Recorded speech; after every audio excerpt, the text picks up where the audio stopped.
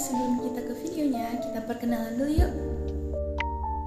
Perkenalkan, nama saya Siain Moka, NIM 2230247. Dari kali ini dalam mata kuliah Ekonomi Kreatif, saya akan cara membuat pisang hijau untuk ide jualan bisnis online.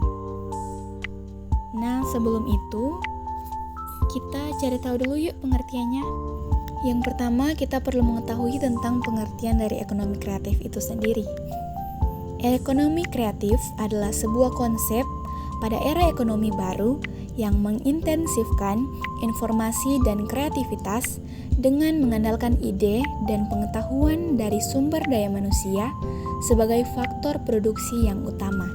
Jadi ini adalah pengertian dari ekonomi kreatif itu sendiri.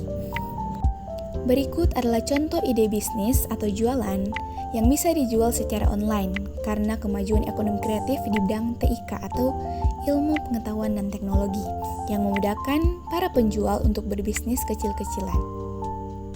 Materi yang saya ambil yaitu manfaat dari kemajuan ekonomi kreatif yang bisa membantu dalam memudahkan pengusaha dalam bisnis makanan online yang bisa dijual dalam forum-forum jual beli.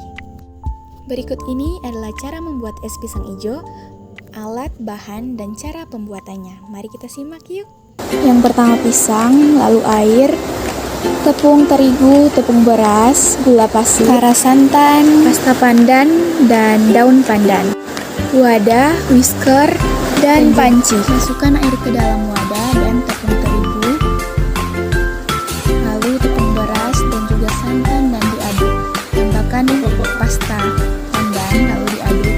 Dan setelah itu kita masak sampai menggumpal dan juga warnanya sudah seperti ini, berarti sudah matang. Kita pindahkan ke tempat. Masukkan air, tepung, diaduk dan kara santan dan daun pandan dan tambahkan garam sedikit, masak di api kecil sampai seperti ini. Plastik olesi minyak lalu ditaruh adonannya berkulit dan kita rata kayak gini lalu di rolling pakai gelas. Dan setelah itu kita buka, masukin pisang yang udah dikupas, yang udah direbus tadi dan digulung-gulung dibentuk rapi dan ditaruhkan ke tempat.